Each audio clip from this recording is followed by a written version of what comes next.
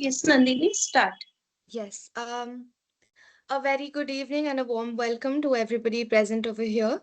It gives me immense pleasure to extend greetings on the behalf of the Board of Studies and Deccan Education Society's Sri Navalmal Firodia Law College, Pune, as we commence the certificate course on Indian Knowledge System, Dharma Shastra, and Indian Constitution. This course is designed as an interdisciplinary initiative bringing together the realms of ancient Indian literature and modern law. It seeks to help students explore how values and provisions in our constitution draw inspiration from the Dharma Shastra and how both embody the idea of dharma, rights, and duties. In today's world, where the national education policy emphasizes holistic and value based learning, understanding our Indian knowledge system becomes especially relevant.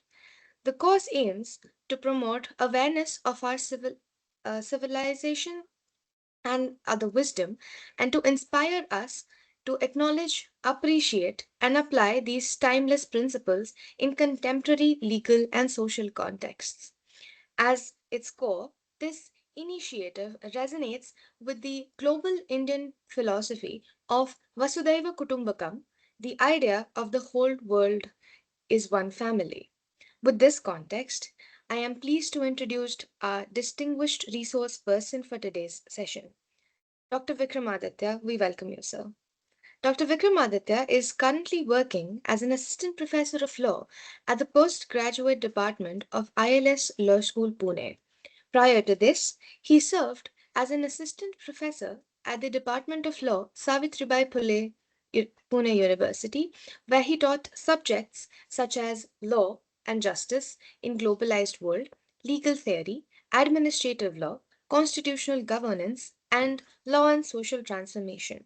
He obtained his doctorate in law from Savitribai Phule Pune University in 2024 for his research titled Interstate River Water Disputes in India Impact on Federalism.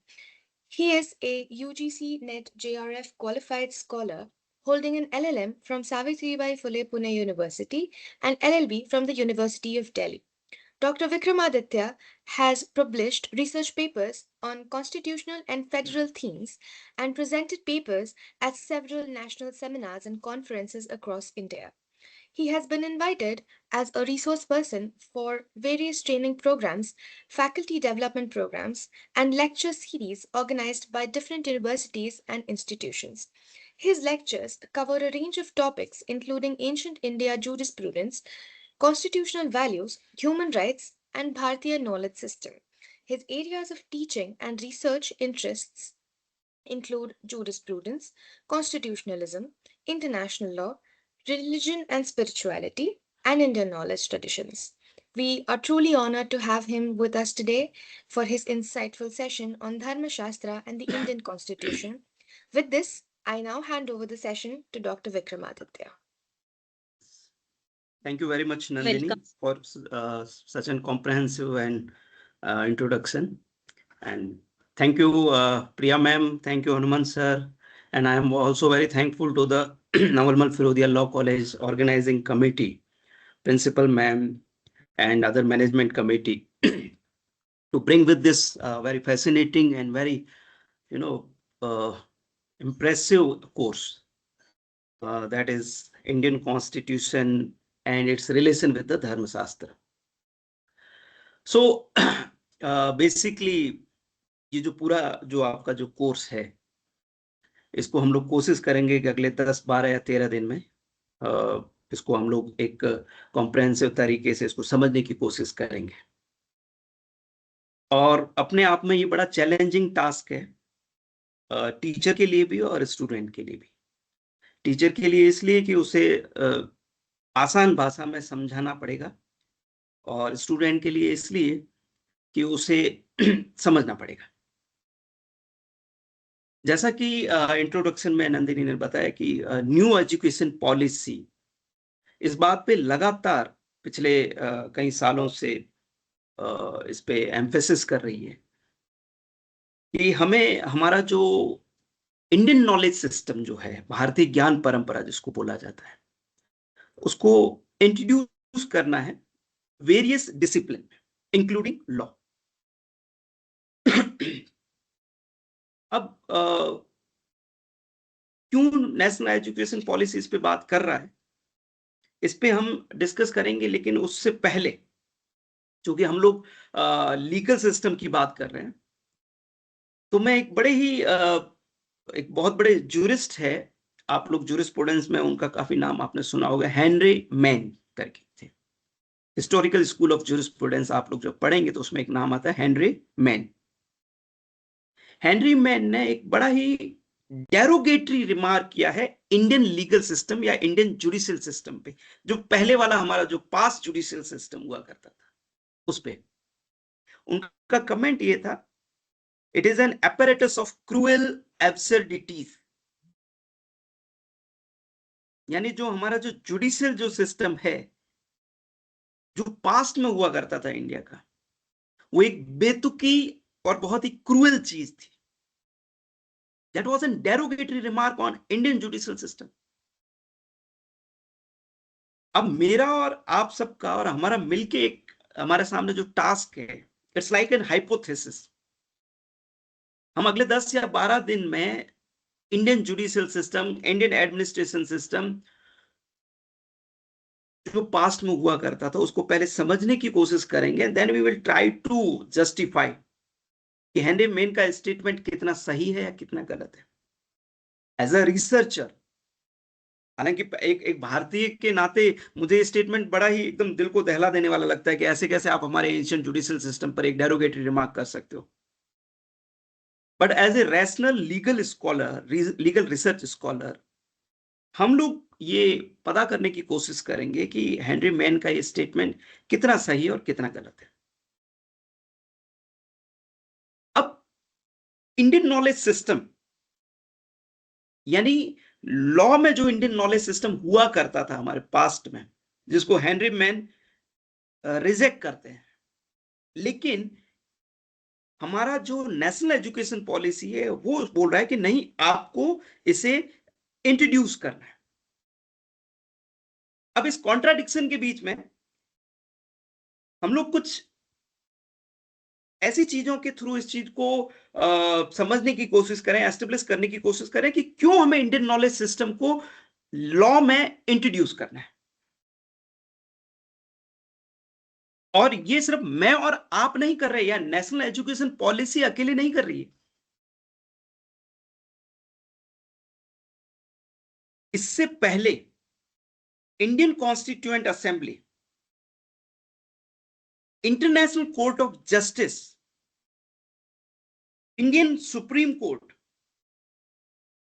And other renowned international scholars ने directly या indirectly इस बात को बार बार बताया है कि India के past में जो लीगल सिस्टम जो चल रहा था वो अपने आप में एक बेहतरीन लीगल सिस्टम था।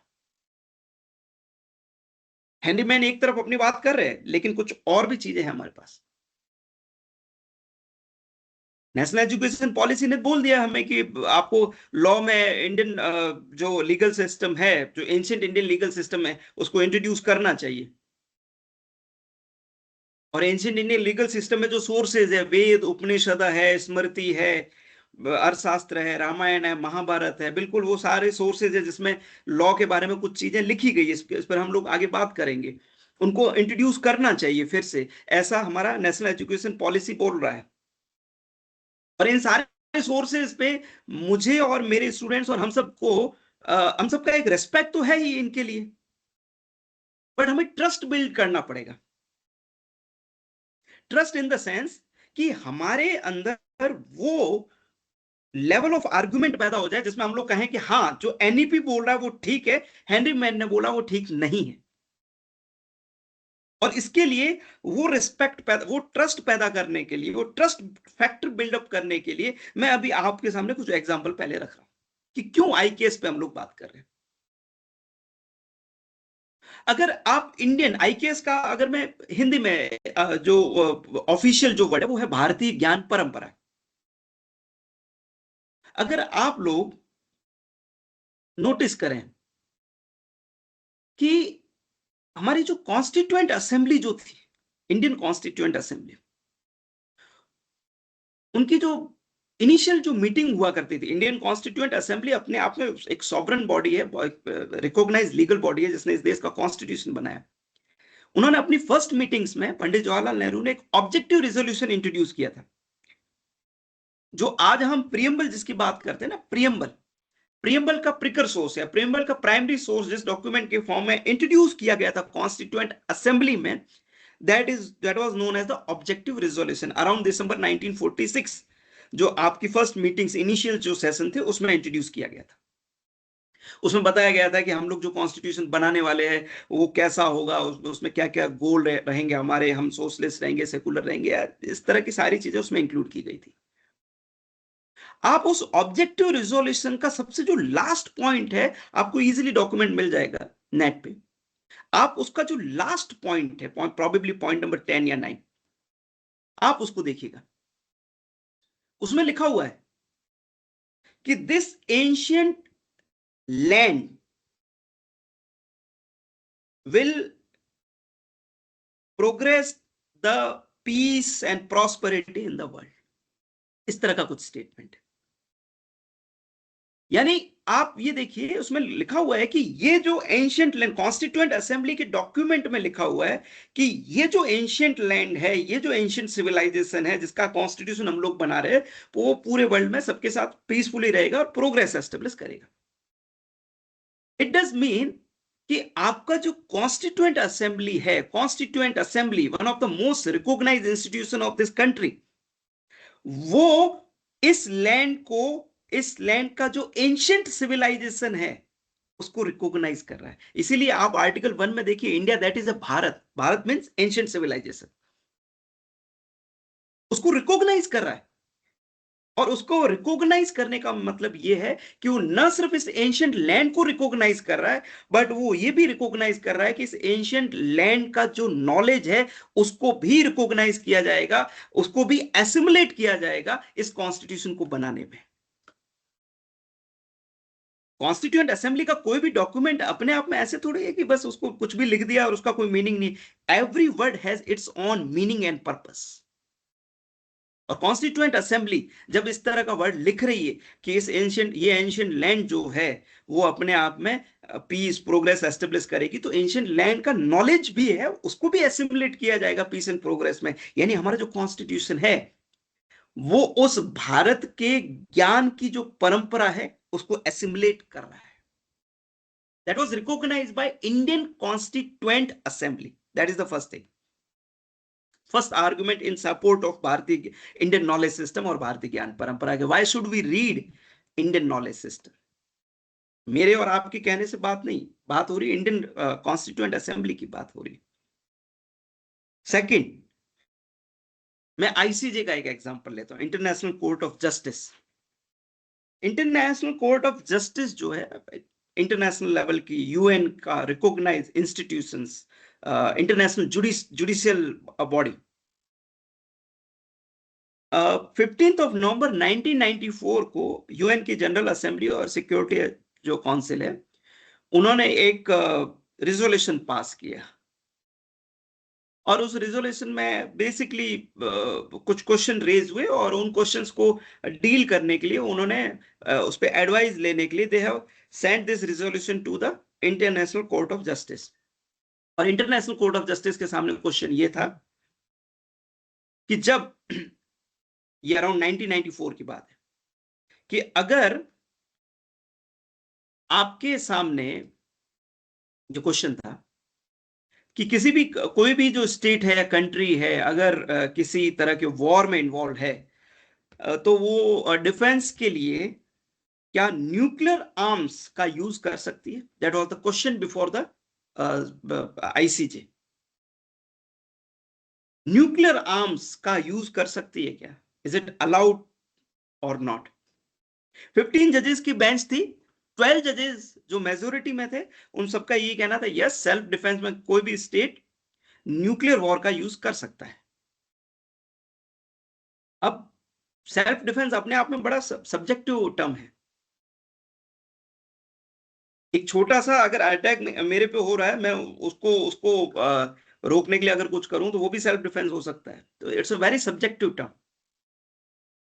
बट आपने मेजोरिटी ने बोल दिया, मेजोरिटी जजमेंट जो जजेस थे 12 जजेस, उन्होंने ये बोल दिया कि बिल्कुल रहेगा, आप यूज कर सकते हो, you can use a nuclear power. But minority जजेस जो 3 जजेस थे उन्होंने बोला कि नहीं, during war states should not allow to use nuclear weapons in a self defense। आप स्टेट्स को अलाउ मत कीजिए। अब इसमें एक बड़ा इशू रेज ये हुआ कि जो माइनॉरिटी जजमेंट जो दिया गया ना, उसमें एक जस्टिस वीर मंत्री थे, उन्होंने इसका सॉल्यूशन, उन्होंने इसका रीजन बताया, और उन्होंने बताया कि भाई क्यों नहीं होना चाहिए। तो उन्होंने ये बोला कि देखिए भाई, अगर आप सब कंट्रीज को, अगर हम सेल्फ डिफेंस के लिए न्यूक्लियर वॉर यूज करना और इसको अलाउ करते हैं, तो आने वाले सालों में बड़ी प्रॉब्लम क्रिएट हो जाएगी। हर कोई कंट्री, छोटा सा वॉर होगा उसमें न्यूक्लियर वॉर यूज कर सकती है, पूरी ह्यूमैनिटीज खतरे में आ सकती है, it's danger for the world. और ह्यूमैनिटेरियन लॉ इस चीज को अलाउ नहीं करते। इस चीज को बताते हुए जस्टिस वीर मंत्री ने कोट किया रामायण एंड महाभारत को। ये quoted from the Ramayana and Mahabharata, और रामायण और महाभारत दोनों में वॉर हुए हैं। उसमें उन्होंने बतौर कोट करते हुए बताया है कि कई जगह महाभारत में बोला गया है कि ऐसी परिस्थितियां आई कि बिल्कुल अब बहुत वॉर पीक पे है, तो उस समय भी बोला गया है कि जो डिजास्टरस जो वेपन्स है वो यूज किए जाए, तब मना किया गया, नहीं आप नहीं कर सकते।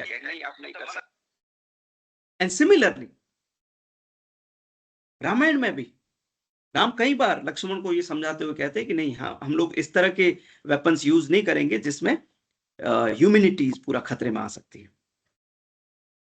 International Court of Justice is recognizing the Indian knowledge system and their tradition and their practices. International Court of Justice, even Indian Supreme Court, आप सब लोगों ने जस्टिस कृष्ण अय्यर का नाम सुना होगा, सुप्रीम कोर्ट के बहुत बड़े जज, वेरी रैशनल जज, very prominent personality. International level पे भी उनको, उनके काम को काफी रिकॉग्नाइज किया जाता है। उन्होंने एक केस में, that is a very famous case, Mohammad Ghayasuddin versus state of Andhra Pradesh, Mohammad Ghayasuddin versus state of Andhra Pradesh. इस केस में उन्होंने एक बहुत अच्छा रिमार्क किया, बड़ा काफी इंप्रेसिव एक ऑब्जर्वेशन है। उसमें उन्होंने बोला है कि टाइम आ चुका है कि इंडियन क्रिमिनोलॉजिस्ट को अब किसी भी क्राइम से रिलेटेड केस को समझने के लिए, एविडेंस को अप्रिशिएट करने के लिए, रिलेटेड प्रोसीडिंग्स को समझने के लिए, they must rely on Patanjali sutra. That was the observation by the supreme court of this country, honourable supreme court of this country. उनका ऑब्जर्वेशन है ये कि आप पतंजलि सूत्र अपने आप में एक धर्म सूत्र का ही पार्ट है, हम इसके बारे में आगे बात करेंगे। उन्होंने बोला है कि इसको यूज करना चाहिए। तो आप देखिए, international institutions like ICJ, Indian constituent assembly, Indian supreme court, even Julius stone नाम के एक बहुत बड़े अकेडमिशियन हैं, आप लोग जूरिस्प्रूडेंस में उनके बारे में पढ़ेंगे फ्यूचर में, जूलियस स्टोन। उन्होंने अपनी बुक्स में कमेंट किया है कि जस्टिस शब्द है वो संस्कृत के एक यॉस शब्द से बना है, YOS करके। तो academician, Indian constituent assembly, international organisation, ICJ जैसे इंस्टीट्यूशंस अगर इस बात पे जोर दे रहे हैं कि इंडियन जो ट्रेडिशन जो है, हमारा भारतीय ज्ञान परंपरा, उसको री इंट्रोड्यूस करना चाहिए, री इन्वेंट करना चाहिए, और बतौर वो अपने जजमेंट में बार बार इसको कोट भी कर रहे हैं, रेफरेंस भी वहां से ले रहे हैं, तो इसका मतलब ये है कि हमारे लिए एक रास्ता खुल जाता है कि एनईपी ने अगर ये कहा है कि इंडियन नॉलेज सिस्टम को इंट्रोड्यूस करना चाहिए लीगल सिस्टम में, तो वो करना चाहिए। उसके लिए टास्क, उसके लिए हमें एफर्ट्स डालने चाहिए। इन सारे जो एग्जांपल्स देने के पीछे मेरा यही था कि ऐसा ना हो कि हमारे स्टूडेंट्स ये कहें कि सर बस ठीक है, हमें रामायण, महाभारत, उपनिषद, वेद पे बहुत मतलब रिस्पेक्ट है। Respect is different thing. आपको ट्रस्ट होना चाहिए, और जब ट्रस्ट होगा तभी हम लोग इस पूरे सब्जेक्ट में या इस टॉपिक में प्रोसीड कर सकेंगे। और ट्रस्ट के लिए ही मैंने आपके सामने ये इंटरनेशनल लीगल इंस्टीट्यूशंस के एग्जाम्पल सामने रखे, ताकि हम लोग ये विश्वास हमारे अंदर पैदा हो जाए कि हम जो पढ़ने जा रहे हैं उसको इंटरनेशनल और नेशनल लेवल पे भी रिकॉग्नाइज किया जा चुका है। इसलिए हमें subject, that is the relevancy of Indian knowledge system. अब जब हम लोग इंडियन नॉलेज सिस्टम को पढ़ेंगे ना, तो उसमें दो तीन चीजें हैं। इंडियन नॉलेज सिस्टम में पहली चीज ये है कि जब हम लोग इन चीजों को पढ़ रहे होंगे तो हमारे सामने ये होगा कि आज का जो मॉडर्न सिस्टम है, मॉडर्न लीगल सिस्टम जो हम लोग फॉलो कर रहे हैं इंडिया में, अभी कंटेम्पररी जो चल रहा है, वो और एंशियंट लीगल सिस्टम में आपको काफी कुछ सिमिलरिटीज दिखेंगी। That is the first thing.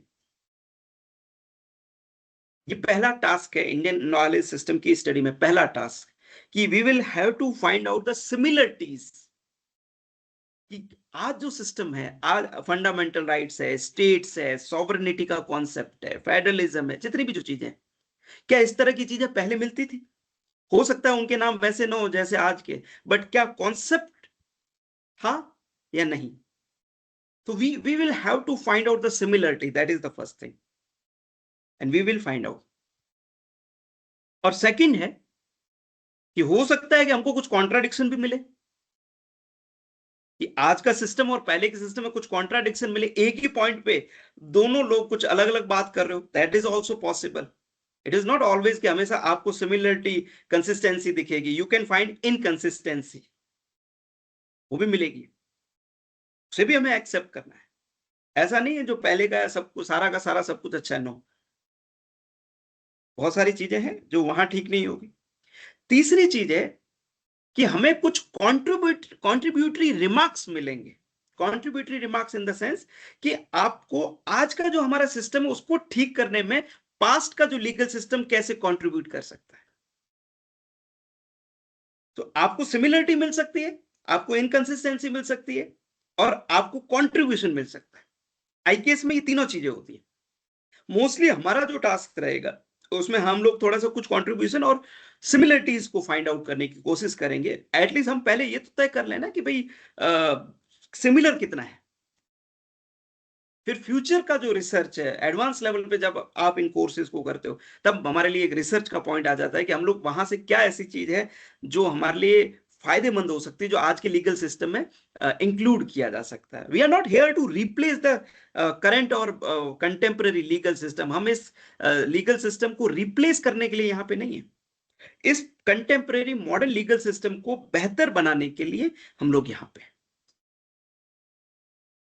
जैसे मैं आपको बताऊं, आज जो हमारा लेजिस्लेटिव सिस्टम है, आप बड़ा अच्छा एक सुंदर एग्जांपल बताता हूं कि आज का जो हमारा लेजिस्लेटिव लॉ मेकिंग प्रोसेसेस है, उसमें आप लोग है ना ओपिनियन मंगवाए जाते हैं लोगों से लॉ मेकिंग के दौरान, ऐसा होता है। बट पहले क्या हुआ करता था, एक बॉडी हुआ करती जिसको बोला जाता था परिषद, काउंसिल। उस परिषद में 10-12 लोग हुआ करते थे जिनका काम था लॉ बनाना। उसमें एक्सपर्ट्स भी थे, सब सब लोग हुआ करते थे। एक एक बड़ा स्पेसिफिक पोजीशन हुआ करती थी, उसमें एक स्टूडेंट भी होता था। स्टूडेंट भी हुआ करता था। स्टूडेंट किस लिए? कि ताकि हम लोग समझ सकें उस समय कि भाई स्टूडेंट्स के क्या ओपिनियन है, इनके क्या प्रॉब्लम्स है, इनके क्या इश्यूज है, उनको भी लॉ मेकिंग या पॉलिसी मेकिंग प्रोसेस में इंक्लूड किया जाए। डायरेक्ट उस बॉडी में एक स्टूडेंट हुआ करते थे। आज हम लोग ऐसा कहीं नहीं देखते कि हमारे पार्लियामेंट में या राज्यसभा में, लोकसभा में डायरेक्ट इन्वॉल्वमेंट हो स्टूडेंट का, नहीं मिलेगा आपको। ओपिनियन आप भेज सकते हो मेल के थ्रू वगैरह, जो भी नॉर्मली होता है, डायरेक्ट रिप्रेजेंटेशन नहीं, लेकिन वहां पे था। तो आप एक लॉ को, ये कंट्रीब्यूशन है, इस तरह की कुछ चीजें शायद हमें मिल सकती है उस पूरे डिस्कशन में। तो ये आईकेएस की रेलिवेंसी, आईकेएस इसलिए है कि to find out the similarity between the ancient and the contemporary and the past, to find out the contradiction as well, and to find out the level of the contribution. ये IKS इसलिए। अब हम लोग हमारे topic पे थोड़ा सा आते हैं, हमारे जो मेजर जो सब्जेक्ट है, कि जो आप अगर बात करेंगे कि मेजरली 3 तरह के लीगल सिस्टम हुआ करते हैं, civil and criminal legal system, and the third one is constitution. हमारा ये जो पूरा जो कोर्स रहेगा उसमें हम लोग फोकस कॉन्स्टिट्यूशन पे करेंगे।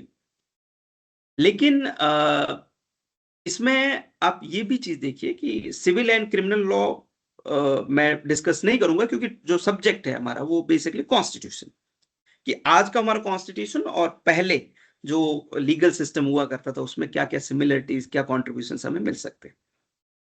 लेकिन उससे पहले एक दो चीजें हैं जो दो तीन चीजें हैं जो मैं आप लोगों के साथ डिस्कस करूंगा, जो कि बहुत इंपॉर्टेंट है। वो ये है कि पहले हम लोग ये समझें कि जो एंशियंट लीगल सिस्टम या भारतीय लीगल सिस्टम जो हुआ करता था उसका बेस क्या है। जैसे आज का हमारा जो लीगल सिस्टम है उसका बेस है कॉन्स्टिट्यूशन, ऐसे जो एंशियंट लीगल सिस्टम हुआ करता था उसका बेस था धर्म, इंग्लिश में जिसको धर्मा बोला जाता है, जो अप्रोप्रिएट संस्कृत वर्ड है वो धर्म। जैसे कॉन्स्टिट्यूशन है आज के लीगल सिस्टम का बेस, वैसे धर्म भारतीय लीगल सिस्टम जो पास्ट में हुआ करता था उसका बेस था धर्म। अब धर्म क्या है इसको पहले हम लोग समझेंगे। धर्म में क्या क्या इंक्लूड था, सोर्सेस क्या थे उसको भी हम लोग देखेंगे शायद कल। और जो सारे जो लीगल सोर्सेस थे तो जो धर्म में इंक्लूड थे उनको इंटरप्रेट कैसे किया जाता है मीमांसा के थ्रू, वो हम देखेंगे अगले 2-3 लेक्चर्स में। और फिर हम लोग टिपिकली उस पॉइंट पे आ जाएंगे, कॉन्स्टिट्यूशन एंड धर्म पे। सो आप लोग देखिए, जब मैं धर्म की बात करता हूं तो धर्म के मामले में पहले जो धर्म क्या है, ये एक बड़ा एक नॉर्मल क्वेश्चन हमारे सामने आता है। और कई लोग समझ लेते हैं कि dharma is a religion. No, dharma is not a religion, dharma is very different. Dharma can not be defined, dharma can only be conceptualise. Ancient legal system का जो बेस था जिसको बोला जाता है धर्म, उसको सिर्फ कॉन्सेप्चुअलाइज किया जा सकता है, उसको डिफाइन नहीं किया जा सकता। इस चीज को हम लोग समझें कि क्यों ऐसा मैं बोल रहा हूं। अगर आप लोग देखें, एक पराशर स्मृति में एक स्टेटमेंट आता है धर्म को समझाते हुए कि धारेते इति धर्म। धर्म का मीनिंग बताने की कोशिश की गई है कि धारेते इति धर्म। अब धारेते इति धर्म का मीनिंग ये है, संस्कृत कोट है लेकिन इसका मीनिंग देखिए बहुत इंटरेस्टिंग है। यानी ह्यूमन एग्जिस्टेंस, ह्यूमन सस्टेनेंस और ह्यूमन पर्सनैलिटी को ग्रूम करने के लिए जिन जिन चीजों की जरूरत है उसको एक्सेप्ट किया जाना चाहिए, यही धर्म है। धारेते इति धर्म यानी धर्म वो है जो आपको बताता है कि किन किन चीजों को आप एक्सेप्ट करो या किन किन चीजों को आप एसिमुलेट करो अपनी पर्सनैलिटी में, ताकि ह्यूमन सोसाइटी जो है उसका एग्जिस्टेंस, सस्टेनेंस और उसकी प्रोग्रेस होती रहे। वेरी फाइन डेफिनेशन और मीनिंग, नॉट डेफिनेशन, मीनिंग। जैसे जस्ट फॉर एग्जांपल, अगर एक स्टूडेंट, एक सन या डॉटर अपने पेरेंट्स का ख्याल रख रहे, इससे पेरेंट्स और स्टूडेंट्स के बीच में, पेरेंट्स और सन और डॉटर के बीच में अच्छे रिलेशनशिप बने रहेंगे, परिवार समृद्ध होगा, ह्यूमन सोसाइटी समृद्ध, फ्लरिश हो रही है। दैट इज धर्म। पेरेंट्स का ख्याल रखना, दैट इज धर्म। कोई पर्सन चैरिटी कर रहा है, दैट इज अ धर्म। राजा अपने प्रजा की रक्षा करे क्राइम से, सिविल डिस्प्यूट से, दैट इज अ धर्म। कोई फिक्स नहीं है कि भाई यही चीज है वो धर्म है, नहीं। धर्म का ऑब्जेक्ट देखिए बड़ा इंटरेस्टिंग है कि ह्यूमन सोसाइटी का प्रोग्रेस हो, ह्यूमन सोसाइटी का एग्जिस्टेंस बना रहे, ह्यूमन सोसाइटी का सस्टेनेंस बना रहे। इन चीजों को आप अगर करते हो, इन सारी चीजों को जो एक्सेप्ट करते हो, वही धर्म है और कुछ नहीं। इसका इसका मतलब ये हुआ कि धर्म जो है उसका बड़ा वाइडर कॉनोटेशन है। आप किसी फिक्स इस चीज को बोल दोगे कि ये धर्म है, नो, बहुत सारी चीजें हैं। पिता पुत्र के बीच में, राजा प्रजा के बीच में, पति पत्नी के बीच में, चैरिटी करने वाले और प्रजा के बीच में होने वाले वो सारे कंडक्ट जो इस ह्यूमन सोसाइटी को प्रोग्रेसिव बनाए और उसको सस्टेन कर रहे हैं। दैट इज बॉक्स एक्सपायर कैसे रह सकता है? अभी तो खुद बता। नो, दैट इज अ धर्म। सो आप देखिए, बहुत वाइडर कॉनोटेशन है धर्म का। धर्म को डिफाइन नहीं किया जा सकता स्पेसिफिक वे में, और ये सबसे बड़ी खास बात है कि इसको हम डिफाइन नहीं कर सकते। That is a benefit. अभी मैं इसके बारे में आपसे बात करूंगा। और जब मैं बोल रहा हूं कि इसको डिफाइन नहीं किया जा सकता, ऐसा नहीं कि मैं बोल रहा हूं। आप महाभारत का शांति पर्व में जब भीष्म से युधिष्ठिर ने प्रश्न पूछा कि धर्म क्या है, तब भीष्म का जो जवाब था श्लोक की फॉर्म में, वो ये था महाभारत के शांति पर्व में। It's one of the legal source of धर्म। तादसोयो मनु प्रश्न यत्र धर्म सुदुर्लभ दुष्कर प्रतिसंख्यातु तत्केनात्र व्यवस्थिति प्रभावाथाय भूताना धर्म प्रवचनम कृतम धारणा धर्म मिथ्या धुर्धर्मणे विधृत प्रजा यह साधारण संयुक्त सधर्म इति निश्चय। मैं इंग्लिश में इसका मीनिंग बता रहा हूं आपको। It is most difficult to define dharma. Dharma has been explained to be that which helps the upliftment of living beings. Therefore, that which ensures welfare of living being is surely dharma. The learned rishis have declared that which sustain is a dharma. Clearly बोला गया महाभारत के शांति पर्व में, धर्मा को आप लोग define नहीं कर सकते। धर्मा क्या है?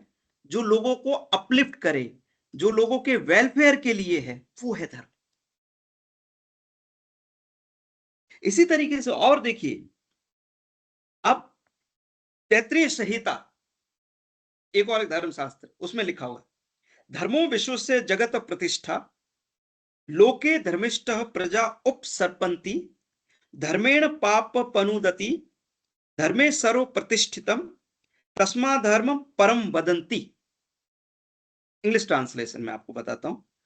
धर्मा constitute the foundation of all affairs in the world. World में जो कुछ हो रहा है उसको फाउंडेशन धर्म है। Every conduct is a base in a dharma. People respect one who adheres to dharma. Dharma insulate against sinful thoughts and actions. Everything in this world is founded on dharma. Dharma therefore is considered supreme. मतलब आप लोग देखिए, इन sources Taittiriya संहिता, महाभारत के शांति पर्व में clearly mention किया गया कि धर्मा लोगों के वेलफेयर के लिए है, धर्मा लोगों के अपलिफ्टमेंट के लिए, धर्मा आपको अच्छे काम के लिए इंस्पायर करता है। धर्मा बहुत कुछ है, इसलिए इसको डिफाइन करना मुश्किल है। You can not define. जैसे आप लोग जूरिस्प्रूडेंस में ऑस्टीन, बेंथम, इनको जब आप पढ़ेंगे या पढ़ चुके होंगे, उन्होंने लॉ को, जैसे धर्म इज लाइक अ लॉ, तो उन्होंने लॉ को वेस्टर्न जूरिस्प्रूडेंस में, वेस्टर्न थिंकर्स ने लॉ को जो जस्टिफाइड किया, उन्होंने डिफाइन करने की कोशिश की। Law is a command of sovereign. Bentham का क्या मीनिंग? बेंथम के according law should be follow the maximum benefit for the maximum number of the people. Fix meaning दे दिए उन्होंने। इसीलिए आप लोग देखिए, ऑस्टिन और बेंथम ने जो आइडिया दिया है, उस आइडिया को क्रिटिसाइज करते हुए प्रोफेसर एचएलए हार्ट, जिन्होंने लॉ के बारे में बताया, उनकी एक एडवांस डेफिनेशन जो सबसे ज्यादा यूज होती है, उन्होंने अपनी बुक में मेंशन किया है, law is a combination of rules. उन्होंने डिफाइन करने की law is a system of rules, sorry, उन्होंने डिफाइन करने की कोशिश नहीं की। इवन उनकी बुक जिसमें उन्होंने लॉ के बारे में बताया है, उस बुक का नाम भी है कॉन्सेप्ट ऑफ लॉ। कॉन्सेप्ट और डेफिनेशन में अंतर होता है। डेफिनेशन एक स्पेसिफिक पर्पस के साथ आती है, कॉन्सेप्ट एक बहुत ही वाइडर कॉनोटेशन है जिसमें बहुत सारी चीजें इंक्लूड की जाती है। तो अगर आपको इस सोसाइटी के हर एस्पेक्ट को रेगुलेट करना है, इंक्लूड करना है, तो आपको लॉ का कॉन्सेप्ट देना पड़ेगा रेदर देन डेफिनेशन। इसीलिए ऑस्टिन और बेंथम से एडवांस HLA हार्ट को माना जाता है। जिन्होंने अपनी बुक में जब इसको जो लॉ के बारे में बताया तब उन्होंने क्या बोला, उन्होंने डिफाइन नहीं किया, उन्होंने ये नहीं बोला लॉ इज ए, उन्होंने लिखा law is a system of rules. System का मतलब होता है तंत्र, एक ऐसी चीज जो बड़ी है, वाइडर कॉनोटेशन में। उन्होंने इस पर्सपेक्टिव में बात कही, और यही चीज धर्म बोलता है। मैंने अभी आपको बताया धर्म can not be defined. Bhishma ने शांति पर्व में, महाभारत के शांति पर्व में क्लियरली बोला dharma can not be defined. Taittiriya Samhita में क्लियरली बोला गया है कि धर्म जो है लोगों के वेलफेयर के लिए, इसमें बहुत सारी चीजें इंक्लूड होती है। और जब आप किसी चीज को डिफाइन करने जाते हो तो चीजें रिस्ट्रिक्ट हो जाती है। इसीलिए चीजों को वाइडर पर्सपेक्टिव में कॉन्सेप्ट के रूप में रखना ठीक है। इसलिए धर्म is a concept rather than it's a definition. आप देखिए हम लोगों ने ये किया भी है। आप इंडियन कॉन्स्टिट्यूशन में आर्टिकल 14 को अगर आप पढ़ेंगे, अगर हमें आर्टिकल 14 में भी हमने इक्वलिटी का कॉन्सेप्ट रखा है, डेफिनेशन नहीं रखा है। हम लोग जनरली बोल देते हैं कि इक्वलिटी की डेफिनेशन क्या है। No, article 14 is all about the concept of equality, it's not a definition. Definition होता तो हम सिर्फ लिमिटेड रहते हैं। आप आर्टिकल 14 आप पढ़िएगा, उसमें दो स्टेटमेंट है। पहला है इक्वलिटी बिफोर द लॉ, और दूसरा है equal protection of the law. अगर हमें सिर्फ इक्वलिटी को डेफिनेशन मोड तक ही रखना होता, तो सिर्फ हम एक स्टेटमेंट ही रखते, law article 14 is equal to equality before the law. No, हमने यहां तक लिमिटेड नहीं रखा अपने आप को, हमने और भी चीजें इंक्लूड की। हमने क्या बोला कि अगर सिर्फ इक्वलिटी बिफोर लॉ रखोगे ना, तो शायद इस सोसाइटी में एक ऐसा सेक्शन भी, बहुत ऐसा डिप्राइव्ड सेक्शन है जो शायद लॉ को या जो सिस्टम को प्रॉपरली एक्सेस नहीं कर पाएगा। हमें उन डिप्राइव्ड लोगों को मेन स्ट्रीम में लाना पड़ेगा, तब जाके वो इक्वली एक्सेस कर पाएंगे स्टेट के रिसोर्सेज को। इसलिए हम लोगों ने आर्टिकल 14 में एक स्टेटमेंट और जोड़ा, equal protection of the law. यानी लॉ सिर्फ आपको इक्वली ट्रीट नहीं करेगा, आपको इक्वली प्रोटेक्ट करेगा। ये हमने क्या किया, हमने 14 को कॉन्सेप्चुअलाइज किया rather than defined definition. Definition होता है तो हम स्पेसिफिक वहीं तक रह जाते हैं, हमने कॉन्सेप्चुअलाइज किया है। हमने ऐसे बहुत सारी चीजों को हमारे कॉन्स्टिट्यूशन में कॉन्सेप्चुअलाइज वे में रखा है, डेफिनेशन मोड में नहीं रखा। इसलिए आप देखिए एक अच्छा सिस्टम हमेशा कोशिश करता है कि उसके यहां चीजों को कॉन्सेप्ट की फॉर्म में रखा जाए रेदर देन डेफिनेशन। धर्म यही कहता है, धर्म भी बोलता है, एंशिएंट लीगल सिस्टम जो है वो भी यही बोलता है कि आप कॉन्सेप्ट की बात कीजिए, आप बहुत सारी चीजों को, हर इवेंट को अपने अंदर इंक्लूड करने की बात कीजिए, तब जाके चीजें होगी, अच्छे तरीके से होगी। Every aspect has to be include. अब उसके बाद ये पहली चीज हमारे सामने जब क्लियर हो जाती है कि धर्म अपने आप में एक कॉन्सेप्ट है रेदर देन डेफिनेशन, तो फिर एक अगली चीज जो हमारे दिमाग में आती है कि धर्म की नेसेसिटी या इसका ओरिजिन कैसे हुआ, किस तरीके से हुआ। जैसे कोई भी जो लॉ होता है ना, अगर आप लोग किसी स्टैट्यूट के बारे में पढ़ेंगे या किसी इवन कॉन्स्टिट्यूशन के बारे में पढ़ेंगे, तो आपके दिमाग में पहली चीज आती है कि इसकी नेसेसिटी, इसकी जरूरत क्यों है, या ये क्यों ओरिजिनेट हुआ, है ना। एक बड़ा क्वेश्चन हम लोगों के सामने आता है अक्सर। तो इस क्वेश्चन को समझने के लिए हमको थोड़ा सा इस चीज को ऐसे समझे, ये बड़ा एक साइकोलॉजिकल एस्पेक्ट है किसी भी लॉ को बनाने में। जैसे आज भी आप लोग पढ़ेंगे ना, जैसे क्रिमिनल लॉ में हम एक सब्जेक्ट पढ़ते हैं जिसको बोला जाता है क्रिमिनोलॉजी। तो क्रिमिनोलॉजी मतलब साइकोलॉजी ऑफ द क्राइम।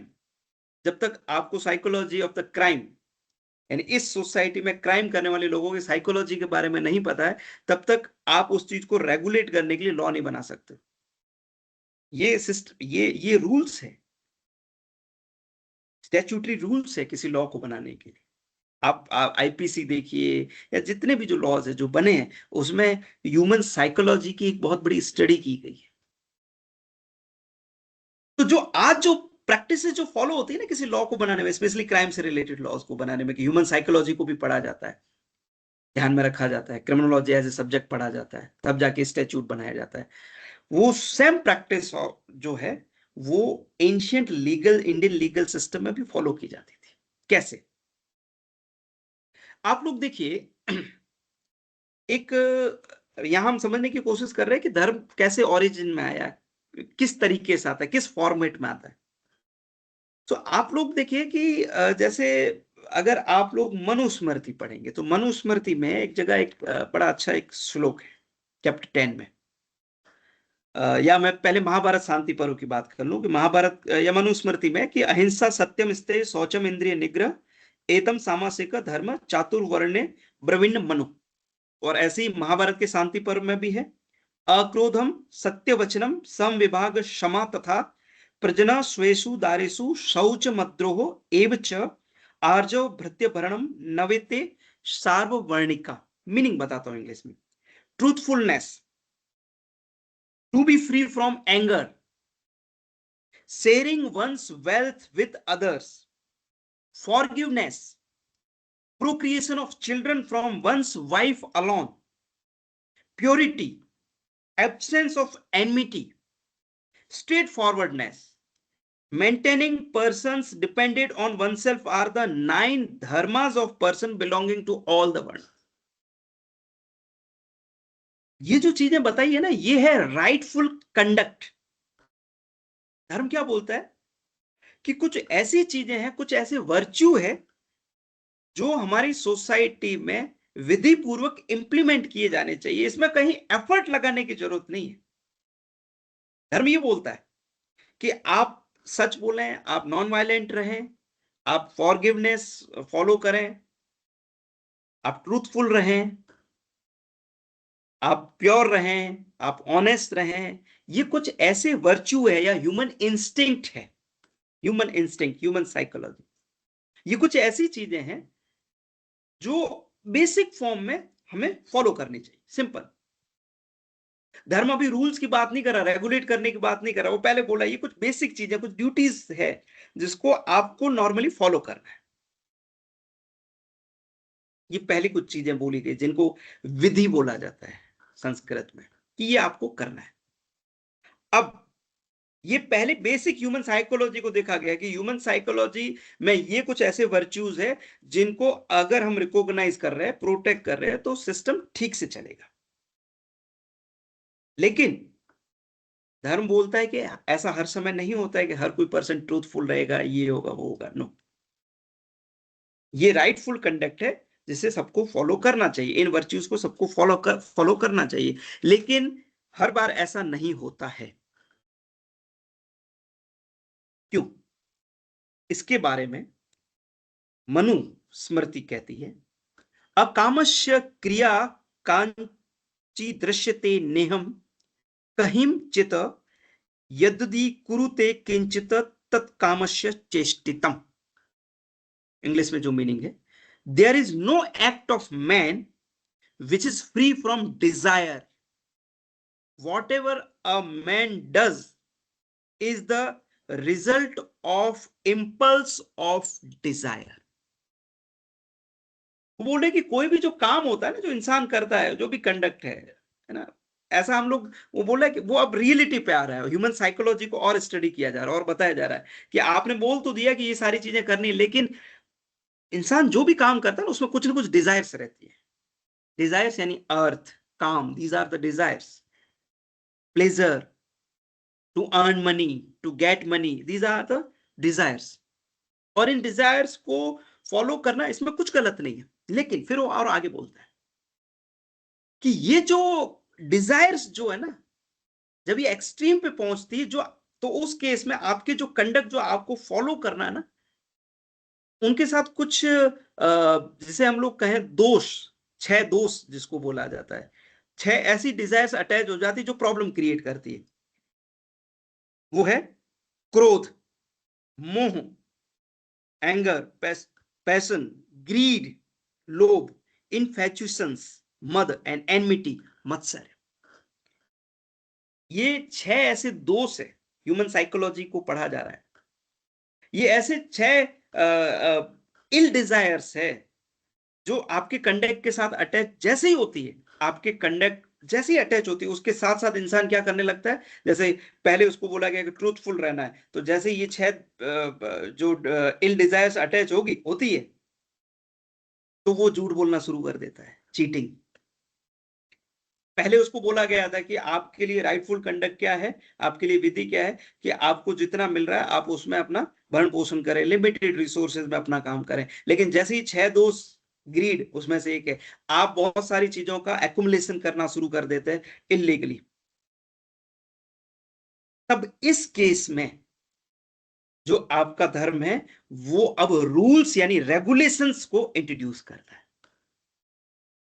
इसलिए धर्म को रूल्स बनाने पड़ रहे हैं। अदरवाइज धर्म ने पहले बोल दिया था कि आप राइटफुल कंडक्ट करो, पर उन्हें पता था कि आपका जो कंडक्ट है, जो राइटफुल कंडक्ट है, वो हमेशा शायद राइटफुल नहीं रहेगा हर केस में। ये जो 6 दोषेज है, 6 virtues of human psychology, sorry 6 ill will, 6 desires of the human psychology, जिसको अरिस्त वर्ग बोला जाता है, वो ये जो 6 चीजें हैं, वो ग्रीड, लोभ, मोह, लालच, ये आपको घेर लेंगे और उस केस में आप कुछ सिविल या क्रिमिनल ऑफेंसेस जरूर करेंगे। उस केस में the rules has to be there. So आप नोटिस कीजिए, धर्म और इन रूल्स को बोला जाता है निषेध। सो धर्म का ओरिजिन क्यों हो रहा है? इसलिए हो रहा है कि अगर आप राइटफुल कंडक्ट कर रहे होते तब तक चीज ठीक थी, धर्म एक लिमिटेड वे में आपको हेल्प करता, बट आप राइटफुल कंडक्ट में काम नहीं कर रहे हो, इन 6 दोषों से ग्रसित हो गए, पीड़ित हो गए, एक्सप्लॉइट कर दिया आपको इन 6 दोषों ने, और अब उसके कारण आप गलत काम कर रहे हो। तो ऐसे में धर्म कुछ रूल्स के साथ इंट्रोड्यूस होगा। धर्म बेसिकली विधि प्लस निषेध का कॉम्बिनेशन है। धर्म इसलिए आया है क्योंकि धर्म को पता है कि जो ह्यूमन जो साइकोलॉजी है ना, धर्मा और rules of righteous conduct was evolved as a solution to this eternal problem arising out of natural instinct of man. एक मैन के कुछ नेचुरल इंस्टिंक्ट है, ये सारे उनको कंट्रोल करने के लिए आया है। एचएल हार्ट ने यही चीज बोली है, बिल्कुल ये चीज बोली है। एचएल हार्ट ने शुरू में ना बेसिक रूल्स के बारे में बात की, लेकिन उन्होंने बाद में जब और स्टडी की तब उनको पता चला कि नहीं यार, ये कुछ ह्यूमन साइकोलॉजी को जब उन्होंने पढ़ा तब उन्हें पता चला एल्ट्रुइज्म, वल्नरेबिलिटी, रिसोर्सेज को एक्सप्लॉइट करना, ये ह्यूमन टेंडेंसी है। तो उसको कंट्रोल करने के लिए वो कुछ नए रूल्स लेके आए। जो पैटर्न फॉलो किया है एचएल हार्ट ने, धर्म वही तो बोल रहा है। धर्म ये बोल रहा है कि पहले राइटियस कंडक्ट करो। अगर आप इन राइटियस कंडक्ट को करते हुए 100% मैक्सिमम पॉसिबिलिटी आप इन 6 दोषों से पीड़ित रहोगे, और जैसे ही 6 चीजें आपको घेरेगी, आप कुछ सिविल और क्राइम करोगे, कुछ गलत करोगे, और जैसे ही आप गलत करोगे तब हम रूल्स के साथ या निषेध के साथ आपको कंट्रोल करेंगे। दैट इज द थियरी धर्म के पीछे की, कि धर्म का ओरिजिन या धर्म की नेसेसिटी क्यों है, कि ह्यूमन सोसाइटी जो है, ह्यूमन एस्पेक्ट जो, उसको कंट्रोल करने के लिए। इसीलिए बोला है गीता में भी, तास्माच शास्त्र प्रमाणम ते कार्य कार्य अवस्थितो ज्ञात्वा शास्त्र विद्यानोक्त कर्म कृति मिहारसी। Let the shastras be your authority in deciding, let the shastra be your authority in deciding what you should do and what you should desist from doing. शास्त्र को ये तय करने दीजिए कि आपको क्या करना चाहिए और आपको क्या करने से रोकना चाहिए, कैसे रोकना है आपको। ये धर्म अपने शास्त्र यानी अपने सोर्सेज, अपने टूल्स के थ्रू आपको इस वे में रेगुलेट करेगा, वो डिसाइड करेगा, क्योंकि वो बेसिक ग्रैंड नॉर्म है, उसके हिसाब से चीजें चलेगी। सो आप ये देखिए, ये रीजन है कि धर्म को हम लोग ओरिजिनेट करें, ये धर्म का जो नेसेसिटी वो इसलिए आ रहा है। अब आप इसमें एक चीज और देखिए कि धर्म जो है ना, इसका बड़ा वाइडर कॉनोटेशन है, उसमें बहुत सारी चीजें इंक्लूड होती है। तो जब बहुत सारी चीजें जब इंक्लूड हो रही है धर्म में, तो और ये सारी चीजें इसलिए है कि ह्यूमन बीइंग का एग्जिस्टेंस बना रहे, उसका सस्टेनेंस बना रहे, है ना, एक ऑर्डर्ड फॉर्म में चीजें चलती रहे, इसीलिए हम लोग धर्म का वाइडर कॉनोटेशन लेके चलते हैं। सोसाइटी ऑर्डर्ड फॉर्म में चले, इसलिए धर्म आपका है यहां पे। लेकिन इसलिए देखिए, बहुत सारी चीजें इंक्लूड करना पड़ेगा, तभी आपकी ह्यूमन सोसाइटी एग्जिस्ट कर पाएगी। क्योंकि इंसान क्या होता है, वो हर फील्ड में जाके अपने इन 6 दोषों से ग्रसित होता रहता है, और उसके कारण civil and criminal disputes create होते रहते हैं। और वो हर फील्ड में जाएगा, किसी भी फील्ड में, सेल में चला गया, डीट में चला गया, मॉडगाज में चला गया, किसी भी चीज में गया, तो वहां पे इन 6 दोषों के कारण प्रॉब्लम्स क्रिएट होंगी, डिस्प्यूट क्रिएट होगा।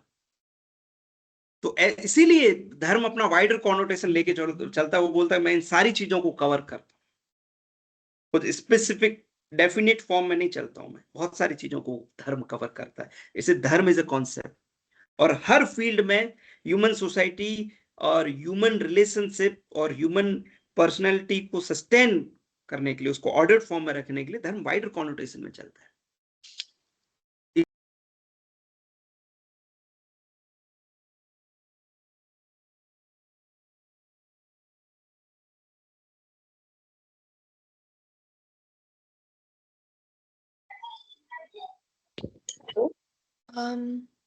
Hello.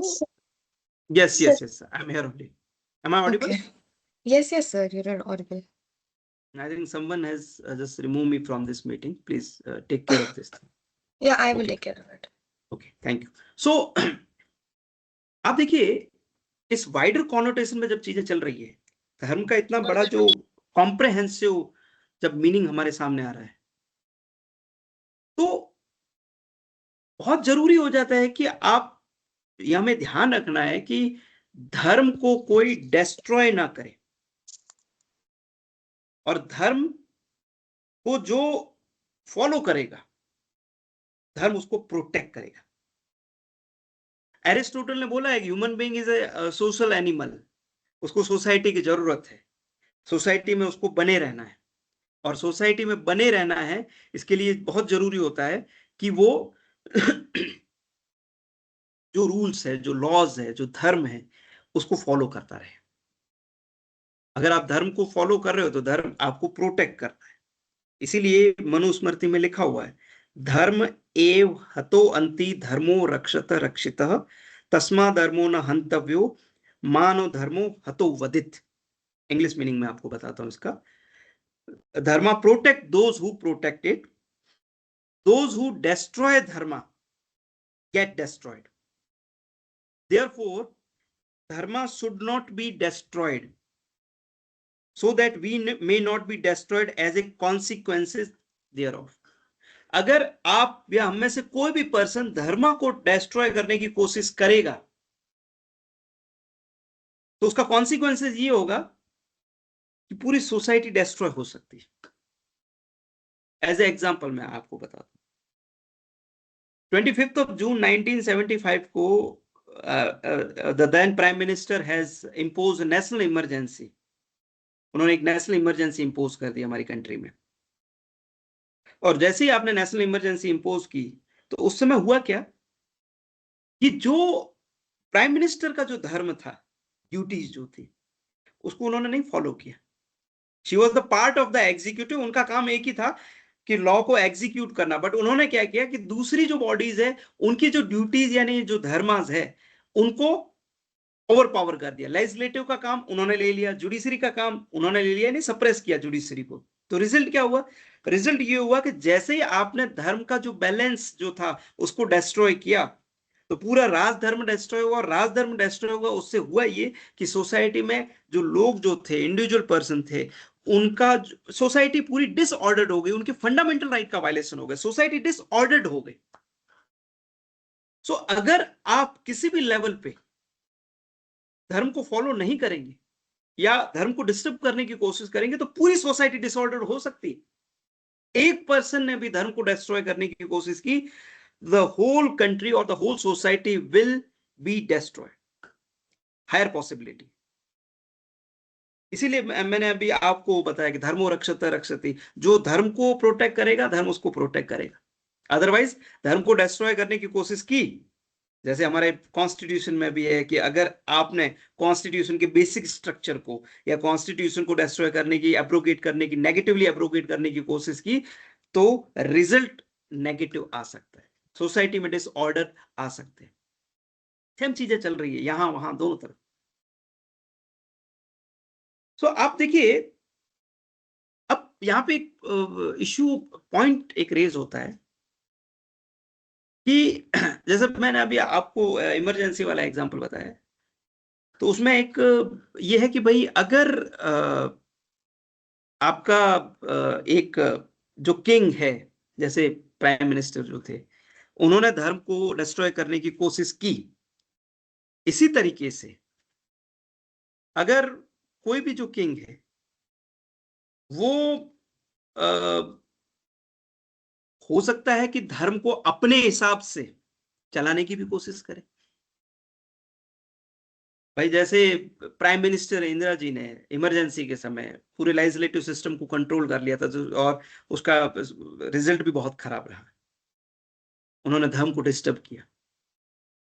तो अगर ये सिचुएशन, इस तरह की सिचुएशन क्या हमारे पास्ट या एंशिएंट लीगल सिस्टम में भी पॉसिबल थी क्या राजा धर्म को डिस्ट्रॉय या डिस्टर्ब कर सकता था क्या? ये एक बड़ा क्वेश्चन है। तो इस मामले में the ancient Indian legal system या एंशिएंट जो इंडियन नॉलेज सिस्टम है वो बड़ा क्लियर था। उन्होंने राजा से लॉ बनाने की जो पॉसिबिलिटीज है वो सारी विड्रॉ कर रखी थी। मैंने आपको शुरू में बताया था कि राजा अपनी मर्जी से किसी भी लॉ को डिस्टर्ब नहीं कर सकता। मोस्टली लॉ जो है वो परिषद का काम हुआ करता था, राजा का काम फिक्स था। King the head of the state जो भी था उस समय, उसका काम फिक्स था, लॉ को सिर्फ एग्जीक्यूट करना, जो आपको लॉ बताया उसको एग्जीक्यूट करना, जो धर्म है उसको एग्जीक्यूट करना। द किंग और the state are not the authority to frame the dharma. धर्म तो उपनिषद में, वेद में, या फिर आपकी स्मृतियों में, या उसको इंटरप्रेट करके जो कमेंट्रीज बनी है उसमें ऑलरेडी है। धर्म यानी लॉ ऑलरेडी है, आपको उसे एग्जीक्यूट करना है केस टू केस। आप उनको इंटरप्रेट नहीं कर सकते अपने हिसाब से, या आप उनमें चेंजेस अमेंडमेंट नहीं कर सकते, या नई चीजें इंक्लूड भी करनी है तो परिषद करेगी। तो आपने पॉसिबिलिटी खत्म कर दी। जो 1975 में हो रहा था वो चीज उस समय नहीं हो सकती, पॉसिबल ही नहीं थी। सो आप लोग ये देखिए, ये जो चीज जो थी इससे रिलेटेड बड़ा अच्छा कौटिल्य ने जो अर्थशास्त्र जो लिखा है, जो मगध साम्राज्य के चंद्रगुप्त के मौर्य के समय थे, उन्होंने बड़ी अच्छी बात लिखी है अर्थशास्त्र में। तस्मा छा शास्त्रानुसारेण राजा कारेणी साधयेत वाक्य भावे तु सर्वेशा देश दृष्टेन सन्नयत अस्वर्ग्या लोकनाशाय परानिक भयावह आयुर्बिरझरी राज्ञा सती वाक्ये स्वयं कृति। A king should decide causes according to own fiat. King should decide causes according to the rules of Shastra. In the absence of a provision in the text, he should follow the usages. जो शास्त्र में लिखा हुआ है वो आपको follow करना है। King should never act to his own fiat. King अपने से, अपने मन से कुछ नहीं कर सकता। Such an action on the part of the king causes danger to him and brings ruins to the people. Clearly लिखा हुआ है, कौटिल्य अर्थशास्त्र ने क्लियर मैंडेट दे रखा है, क्लियर कमांड दे रखी है। यानी जो किंग है, जो स्टेट है, जो राजा है, वो अपनी मर्जी से कुछ भी नहीं कर सकता, अपने विचारों से कुछ भी नहीं कर सकता है। हाँ, वो कॉन्साइज का यूज कर सकता है, बट वो ये नहीं बोल सकता कि नहीं ये जो लॉ है ये ऐसे नहीं होगा, ये दूसरा लॉ होगा जो मैं बता रहा हूं। नो, जो 1975 में हो रहा था उसकी पॉसिबिलिटी आपने खत्म कर दी। You are not allowed to make a law in your own manner और to execute the law in your own manner. No, जो जिस तरीके से चीजें धर्म में लिखी गई है, बताई गई, इंटरप्रेट की गई बाय द स्कॉलर्स, आपको उसी तरीके से लगानी। पॉसिबिलिटी नहीं है, खत्म करके रख रखा आपने। आपने एक तरीके से किंग को, धर्म को सिर्फ एग्जीक्यूट करने की पावर दी है, आप उसको रीफ्रेम या रीडिजाइन नहीं कर सकते। ये लिमिटेशन है, reasonable limitations, legal limitations over the executive in ancient legal system. आप देखिए, इससे आगे बढ़ के थोड़ा सा देखिए आप, और बात सिर्फ यहां तक नहीं है, जो आपके जो किंग हुआ करते थे, उन किंग को यानी जो स्टेट है उनको भी ये बोल रखा था आपने कि you are subject to the dharma. ये बड़ा इंपॉर्टेंट है। ऐसा नहीं है कि सिर्फ आप लॉ को एग्जीक्यूट कर रहे हो तो आप एब्सोल्यूट सॉवरेन हो, आपसे ऊपर कोई नहीं। नहीं, even king is subject to the dharma, यानी लॉ का के अधीन यानी उसके अंडर में काम करेंगे राजा यानी स्टेट। उस समय तक आप लोग देखिए वेस्टर्न जूरिस, उस समय आप वेस्टर्न जूरिस्प्रूडेंस उठा के देखिए, ऐसा नहीं था। किंग या फिर चर्च अपने आप में सॉवरेन हुआ करते थे, उनसे ऊपर कोई नहीं। Individual being, human being sovereign हुआ करता था, उनसे ऊपर कोई नहीं। यहां ऐसा नहीं है। यहां बोल रखा है कि राजा भी अकॉर्डिंग टू द धर्म काम करेगा। उसका पर्सनल भी कुछ होगा तो उसको धर्म के अकॉर्डिंग काम करना पड़ेगा। जैसे मैं अगर आप लोगों को बताऊं, बहुत इसको डायरेक्टली डिनोट करता है, एक बहुत अच्छा श्लोक है बृहद आर्णक्य उपनिषद में कि तदे तत् क्षत्रस्य क्षत्रिय धर्म तस्मादार्पत नास्ति अथो अब्लियान बलियान समासते धर्मेण यथा राज्ञा एवं। यानी law is the Kings of Kings. That's very important. बहुत सारे लॉ कॉलेजेस की स्टेटमेंट में भी आपको ही मिलेगा। Law is the king of kings, nothing is superior to law. मतलब जो किंग है वो सॉवरेन है, but he is not an absolute sovereign. Absolute sovereign क्या है? लॉ यानी धर्म। The law abide by the power of the king enables the weak to prevail over the strong. That's very important. आप देखिए पूरा system, इस श्लोक में पूरा सिस्टम सामने आ गया अबाउट द सॉवरेनिटी।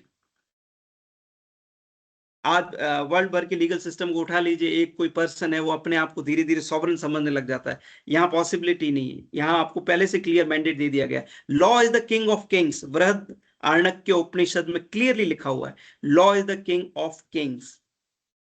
लॉ जो है वो राजाओं का भी राजा है। यानी जो आपका किंग है यानी स्टेट है, वो कोई भी एक्शन लेते समय उसको ध्यान रखना है कि धर्म क्या बोल रहा है। आप धर्म की बियॉन्ड नहीं जा सकते। आप कोई एक ऐसा डिसीजन या कोई ऐसा लॉ नहीं बना सकते जो धर्म की बियॉन्ड हो। No, you can not do that. आप देखिए इसको आप कनेक्ट कीजिए डायरेक्टली हमारे प्रेजेंट कॉन्स्टिट्यूशन में। आर्टिकल 13 क्लॉज 2 में क्लियरली लिखा हुआ है, state cannot make any law which is inconsistent with the fundamental right. यानी स्टेट यानी किंग, एक तरीके से किंग हुआ। स्टेट जो है, राज्य जो आज है, वो पहले किंग उसको डिनोट करता था। यानी स्टेट जो है 13 क्लॉज 2 में क्लियरली लिखा हुआ है कि स्टेट जो है वो कोई भी एक ऐसा लॉ नहीं बना सकता जो फंडामेंटल राइट के अगेंस्ट हो। सेम चीज आपको वहां पर मिलती है, law is the Kings of Kings. यानी क्लियरली बोला गया है कि आपको ध्यान रखना है कि आप कोई भी ऐसा लॉ ना बनाए जो धर्म के अगेंस्ट हो। धर्म में जो सारी चीजें जो लिखी हुई है, जो प्रॉपर वर्च्यूज, जो मोरल वर्च्यूज, जो एथिक्स, जो स्टेट्स को चलाने के लिए जो बेस्ट वैल्यूज जो डाली गई, उनके अगेंस्ट जाके आप कुछ नहीं कर सकते। So you are not sovereign, you are sovereign. Law को एग्जीक्यूट करने के मामले में स्टेट या किंग है sovereign, but not absolute sovereign. राजा के ऊपर भी राजा एक धर्म है। जो ऑस्टीन जो है वो अपने सॉवरेन को एब्सोल्यूट सॉवरेन बोलते हैं, वो किंग को या स्टेट को एब्सोल्यूट बोलते हैं। गलत है, वो नहीं हो सकता।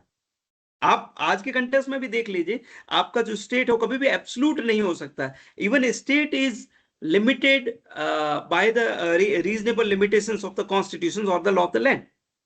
सिमिलरली आपका जो सिस्टम जो हुआ करता था पहले, एंशिएंट इंडियन सिस्टम, उसमें भी यही था, law is the king of Kings.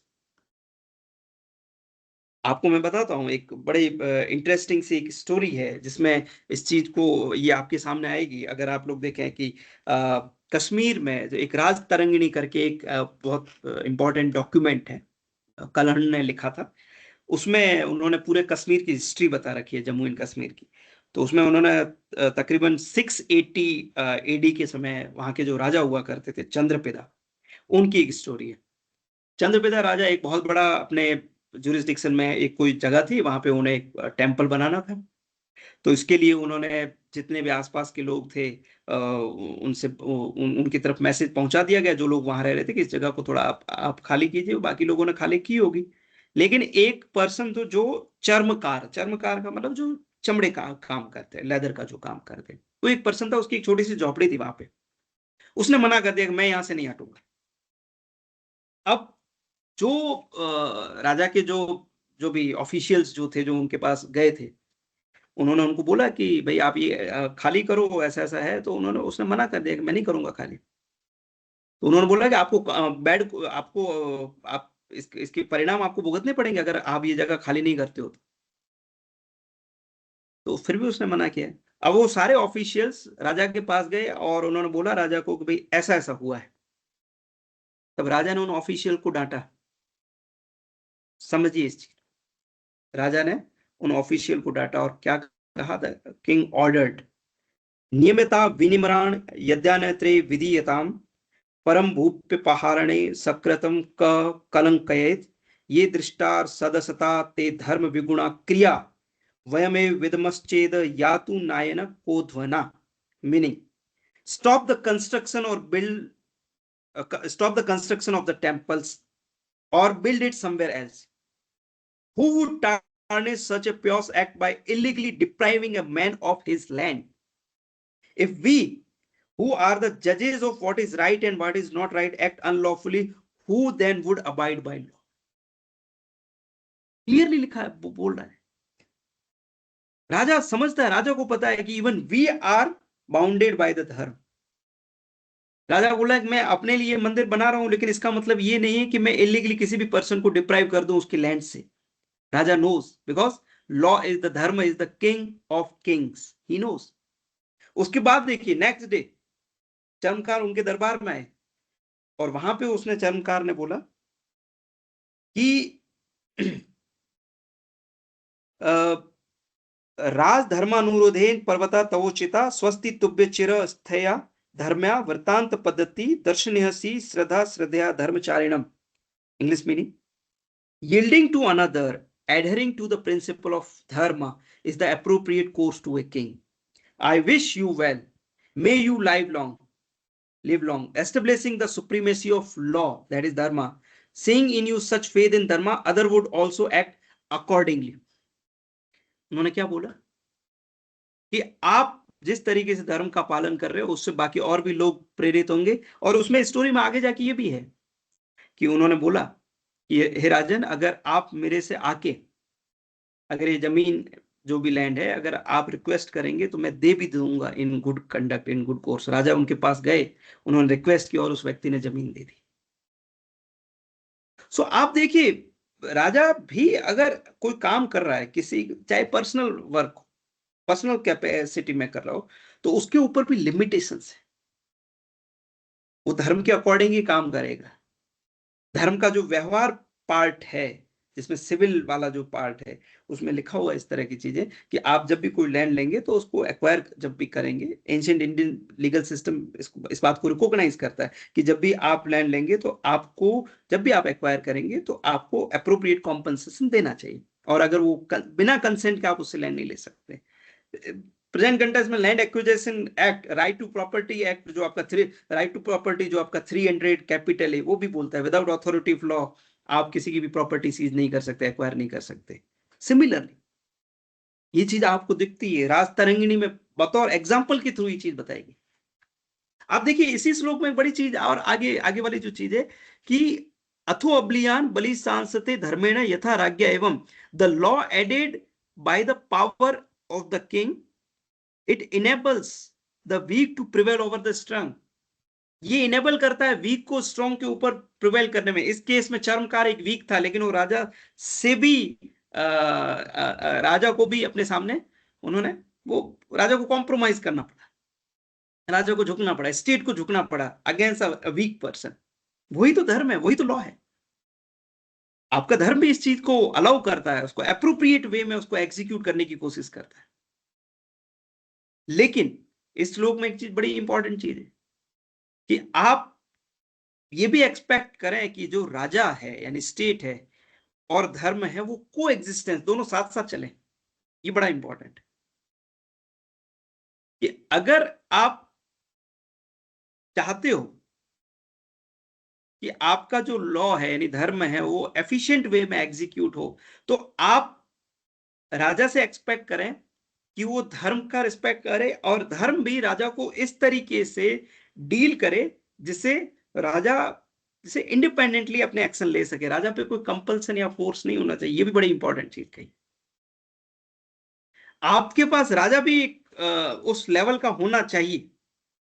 राजा पे लिमिटेशंस रखनी है, वो जरूरी है, बट इस लिमिटेशन का मतलब ये नहीं कि आप राजा किंग या स्टेट को पूरी तरीके से कंप्रेस कर दे, सप्रेस कर दे। जैसे वेस्टर्न जूरिस्प्रूडेंस में आप लोग देखेंगे, आप लोग पढ़ते होंगे, चर्च ने जिस तरीके से किंग को और स्टेट को दबा रखा था, पॉलिटिकल सॉवरेनिटी पूरी जो थी वो चर्च या रिलीजन के पास थी। यहां धर्म अलग मामले में चीजों को बताता है। वो बोलता नहीं, I am absolutely sovereign, but it doesn't mean कि that I will control the king. इसका मतलब ये नहीं कि मैं नेगेटिवली स्टेट को जो स्टेट को कंट्रोल करूं, नहीं, राजा को मैं मार्गदर्शन करूंगा। बट इसके लिए एक और एक चीज है कि आपके पास राजा भी उतना ही अच्छा होना चाहिए।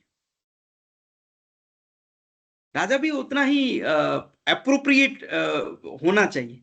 राजा में वो सारे कैरेक्टरिस्टिक्स होने चाहिए जिससे वो धर्म को अच्छे तरीके से एग्जीक्यूट कर सके। ये सब इंटरप्रिटेशन एक बस इसी श्लोक का है। जैसे अगर आप लोग देखें, और ये जरूरी मतलब राजा कैसा होना चाहिए, राजा एक वाइस राजा, फिलोसोफर किंग होना चाहिए।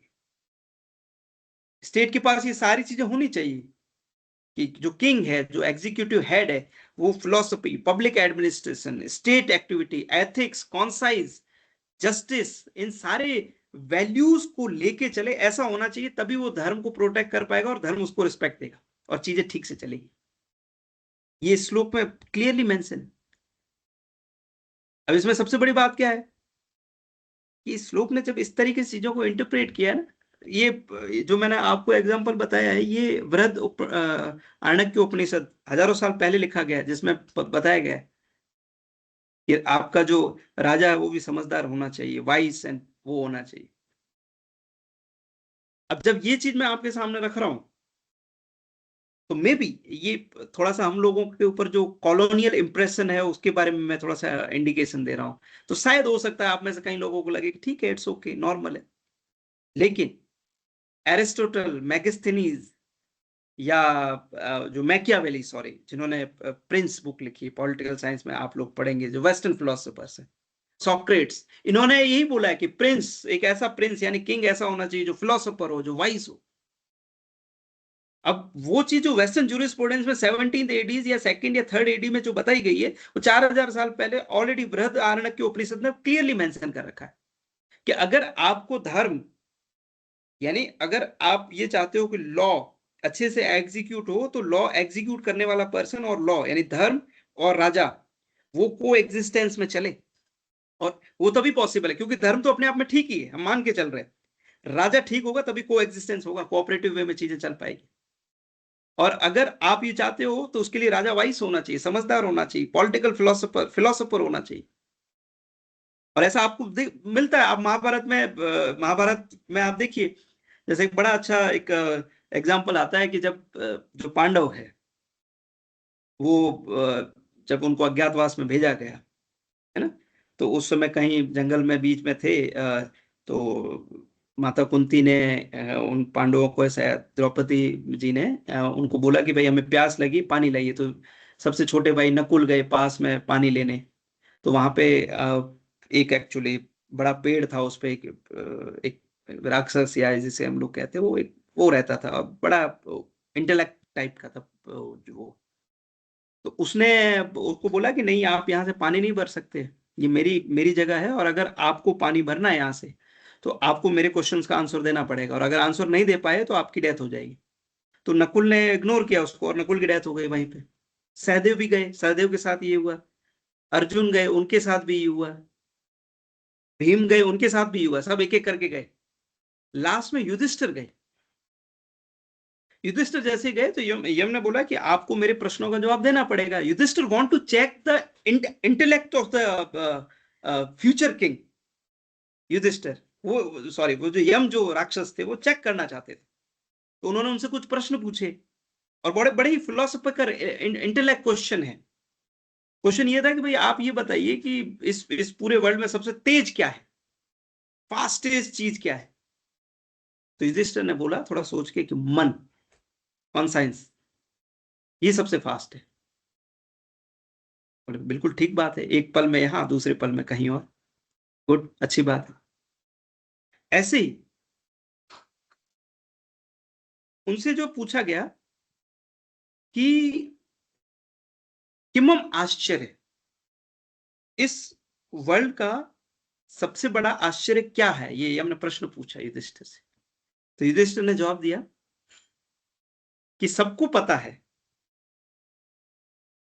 कि हम इमॉर्टल नहीं है, हम लोगों की डेथ तय है, सबको पता है, लेकिन फिर भी हो क्या रहा है कि आप ये देखिए कि एक एक हर हर किसी को लगता है कि नहीं, मैं शायद नहीं मरूंगा, इस तरीके से बिहेव करता है कि मैं अमर हूं, जबकि सबको पता है कि मरने वाले। दैट इज द किमम आश्चर्य, ये वर्ल्ड का सबसे बड़ा आश्चर्य। तो जब यम ने ये प्रश्नों का आंसर सुना, उन्होंने बोला कि हाँ राजन, बिल्कुल मैं सारे भाइयों को आपको जीवित करता हूं और आपने ठीक आंसर दिए, आप पानी लेके जा सकते हो। You are the wise and the philosopher king, only you can uphold the dharma, you can uphold the dharma, that's why Yudhishthira राजा बने, ना कि दुर्योधन। तो तय था, धर्मा ये डिमांड करता है, बड़ी इंटरेस्टिंग है ये, कि आपका जो लॉ है वो डिमांड कर रहा था उस समय, धर्मा डिमांड करता था कि आपका जो किंग है, जो स्टेट है, जो चीजों को एग्जीक्यूट करेगा, वो वाइज और फिलोसोफर होना चाहिए। ये हमारे धर्मशास्त्र बता रहे, ये एलिजिबिलिटी थी 4000 साल पहले। This was the law, this was the knowledge that was prevalent at the time. Unfortunately हमें ये लगता है कि जो एरिस्टोटल ने, सॉक्रेट्स ने, मैकियावेली ने जो अपनी बुक्स में बोला है कि किंग जो है वो फिलोसोफर होना चाहिए, ये होना चाहिए, वो होना चाहिए, वो बिल्कुल अरे वाह क्या बात है, इन्होंने नई चीज बोल दी। कोई नई नहीं है, दैट वाज ऑलरेडी देयर। बस आपको इन इन इन इन इंडियन नॉलेज सिस्टम को आपको इंटरप्रेट करना आना चाहिए, या फिर इसको, उसके भी बहुत सारे तरीके हैं, उसमें भी हम लोग देखेंगे आगे जाके कि कैसे इंटरप्रेट किया जाता है इन चीजों को।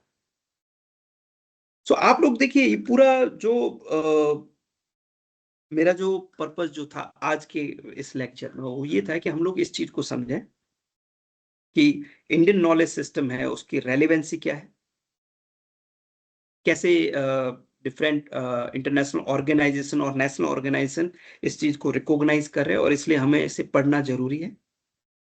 और जो हमारा legal system, ancient Indian legal system जो है, जिसका बेस धर्म है, धर्म, उस धर्म के कुछ कैरेक्टरिस्टिक्स है। पहला इंपॉर्टेंट कैरेक्टरिस्टिक्स था कि जो आपका जो धर्म है वो एक कॉन्सेप्ट है, डेफिनेशन नहीं है। कॉन्सेप्ट होने से बहुत सारी चीजें इंक्लूड हो जाती है, आप पूरी सोसाइटी को डील कर सकते हो। सेकंड, कि जो आपका जो धर्म का जो ओरिजिन है, उस ओरिजिन में या जो नेसेसिटी में ये चीज मेंशन की गई है कि आपको राइटफुल कंडक्ट प्लस रेगुलेशंस करने वाले कुछ जो लॉज है उनकी जरूरत होती है, इसीलिए धर्म है। ह्यूमन साइकोलॉजी की स्टडी की है धर्म बनाने वालों ने या धर्म को खड़ा करने वालों ने। और इसके साथ ये भी है कि जो आपका जो धर्म है उसको एग्जीक्यूट करने वाला जो पर्सन है, ये even that person is also subject to the law और धर्म। He is a sovereign but not absolute sovereign. और जो लास्ट जो इंपॉर्टेंट एस्पेक्ट धर्म से रिलेटेड था, वो ये था कि जो आपका जो आइडिया है ये धर्म का, जिसमें ये बताया गया है कि धर्म एब्सोल्यूट सुप्रीम है, एब्सोल्यूट सॉवरेन है, और धर्म के अकॉर्डिंग ही एग्जीक्यूटिव्स को चलना चाहिए। और चलते समय उसमें हमेशा धर्म आपको साथ लेके चलता है, किंग को साथ लेके चलता है। जैसे डॉक्टर अम्बेडकर ने कॉन्स्टिट्यूशन बनाने के बाद बोला था कि आप, ये कॉन्स्टिट्यूशन तभी सक्सेसफुल हो सकता है जब इसको चलाने वाले लोग ठीक हो, अदरवाइज इस कॉन्स्टिट्यूशन का कोई यूज नहीं। तो सिमिलरली धर्म भी बोलता है कि आप इस पूरे एंशिएंट इंडियन लीगल सिस्टम या धर्म को अच्छे से एग्जीक्यूट अगर करना चाहते हो तो लोग भी अच्छे होने चाहिए, उनकी क्वालिफिकेशंस अप्रोप्रिएट होनी चाहिए, और उसके बारे में उन्होंने बात भी की। तो आज हम यहीं पे होल्ड करते हैं।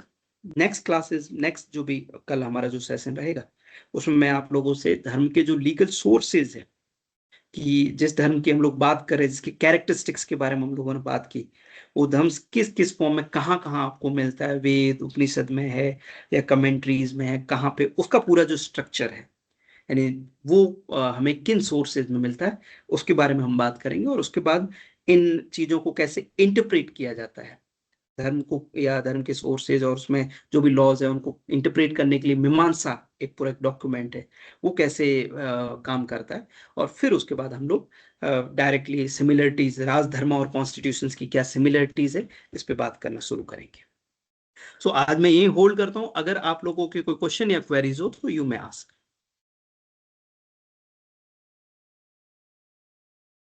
Yes please.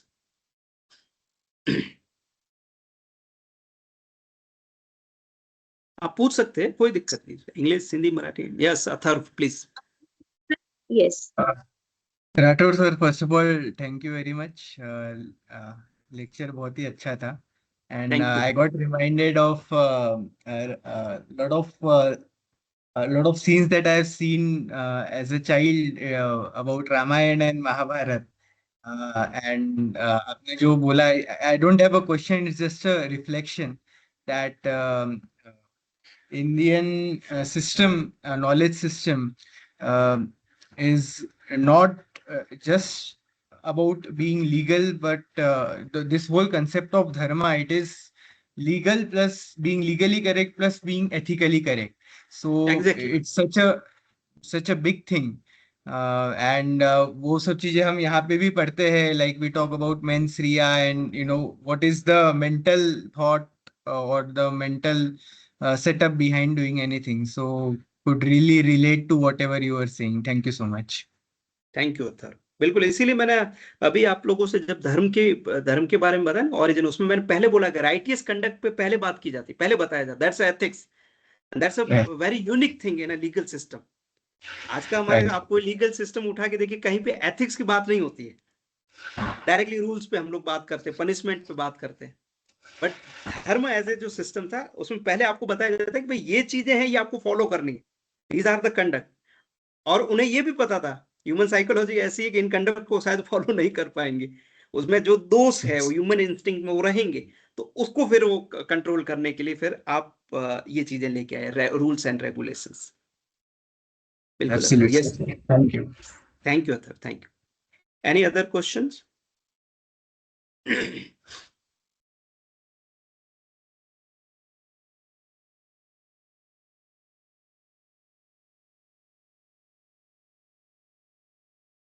Students, if you have any questions, please unmute yourself and you can ask the question. Or if you You can- have any हाँ, suggestion, yes. you can also yes, suggestion your exactly, exactly. It was a introductory session, orientation session.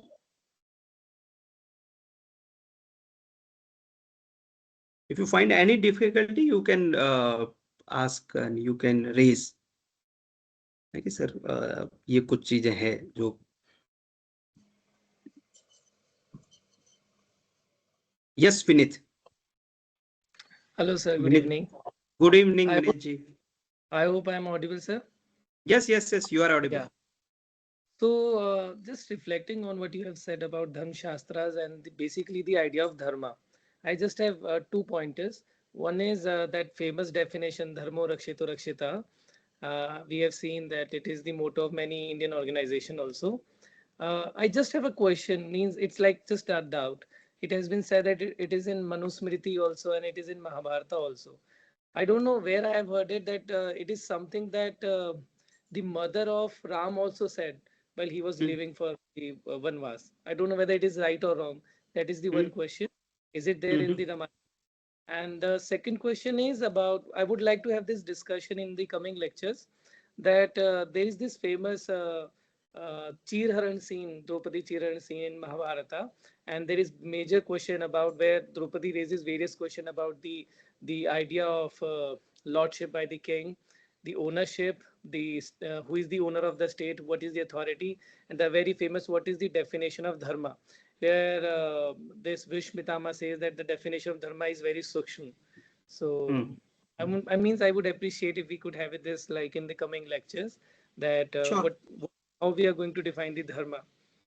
Yes basically क्या है ना विनीत, मैं आज तो मैं just आपको ना एक सिस्टम में ओरिएंट करने के लिए आपको कुछ बेसिक चीजें मैंने डिस्कस की है, ठीक है ना, कि धर्म क्या है क्या नहीं है. अब आप again it's a very complex system, it's not an easy to जैसे मैंने शुरू में बोला था, एक टीचर के लिए भी बहुत ही टफ हो जाता है कि आप इसको समझाएं, और एक स्टूडेंट्स के लिए, क्योंकि इट्स रियली वेरी लार्ज. मैंने आपको बोला धर्म इज अ कॉन्सेप्ट, और जब आप कॉन्सेप्ट बोलते हो उसमें बहुत सारी चीजें हैं. इसमें आपको कमेंट्रीज भी मिलेंगी, इसमें आपको डिफरेंट सोर्सेज भी मिलेंगे, कमेंट्रीज पे भी कमेंट्रीज है ना, lot of resources are, lot of sources are there. तो उस केस में फिर ये जो कुछ चीजें जो मैंने आपके सामने रखी, ये जो जनरल चीजें जो लगभग लगभग आपको सब जगह मिल जाती है, कि these are the general propositions about the dharma. It's a wide, why it is there, है ना, it's a superior, it's absolute in the sense कि आप वो कंट्रोल करता बाकी चीजों, ठीक है, in that sense, not in a negative sense. So आप, और जो आपने पॉइंट रेज किए, मैं बिल्कुल when we start with the 2 या 3 लेक्चर के बाद, जब हम लोग कॉन्स्टिट्यूशन वाले पार्ट में एंट्री करेंगे, जहां हम लोग स्टेट का कॉन्सेप्ट पढ़ेंगे, कि स्टेट का ओरिजिन, इंडियन लीगल सिस्टम, जो वेस्ट के जो आइडियाज है और इंडियन लीगल सिस्टम में क्या सिमिलरिटीज है, कहाँ पे वो थोड़ा सा डेविएट हो रहे हैं, ठीक है. और उसमें फिर ऑनरशिप वाला जो आपने पॉइंट बताया, कि लैंड पे जो ऑनरशिप होती है किंग की, टैक्सेस वगैरह, ये सारी जो चीजें, जब हम उसको डिस्कस एक बार कर लेंगे ना, तब आपको बहुत सारी चीजें क्लियर होगी, और आपको उसका मीनिंग शायद समझ में आएगा, कि वो जो सूक्ष्म वाली जो बात की गई है ना, वो क्यों की गई है, वो आपको उस समय समझ में आएगा, ठीक है.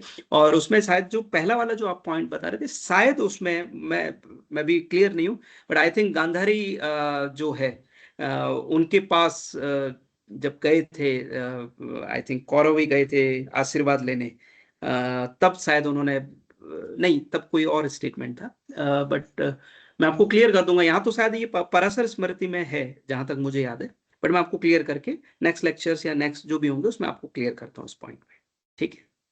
Yes, someone else has raise point, raise hand. Nandini, I don't know. Yes, any other question or queries?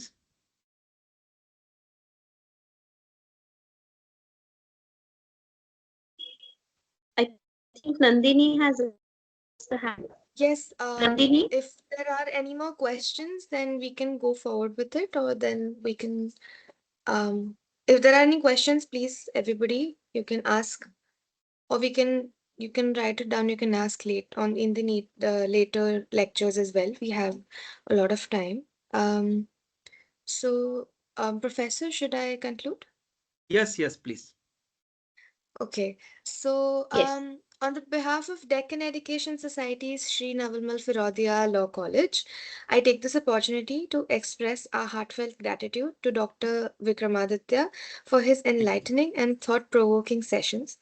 His insight on the connection between Dharma Shastra and the Indian Constitution truly helped us appreciate how ancient wisdom continues to guide our modern legal and moral framework. Before I conclude, I would want to share a Sanskrit shloka that beautifully captures the essence of today's learning. Vidya dadati vinaya, vinayad yati patratam, patratvat dhanamapnoti, dhanat dharmam tata sukham. I'm sorry for my poor pronunciations, but the meaning of this is knowledge gives humility, and humility comes worthiness. From worthiness, one attains prosperity. From prosperity, one practices righteousness, and through righteousness, one comes happiness. This session truly and beautifully has reflected the spirit of Indian knowledge system, emphasizing the harmony between dharma, rights, and duties, and reminding us of our shared goals of Vasudhaiva Kutumbakam. May this course continue to inspire us to acknowledge, appreciate, and apply the richness of our Indian knowledge traditions in both academic and personal spheres. I thank everybody here and Vikramaditya sir for your wonderful, wonderful Thank you. enlightenment. Thank you so much. Thank you. Thank you very much. Namaskar to all. Thank you. See you tomorrow. Thank you. Yes. Thank you Yes. so much. Thank you, sir. Have a good evening ahead. Thank you, sir. Thank you.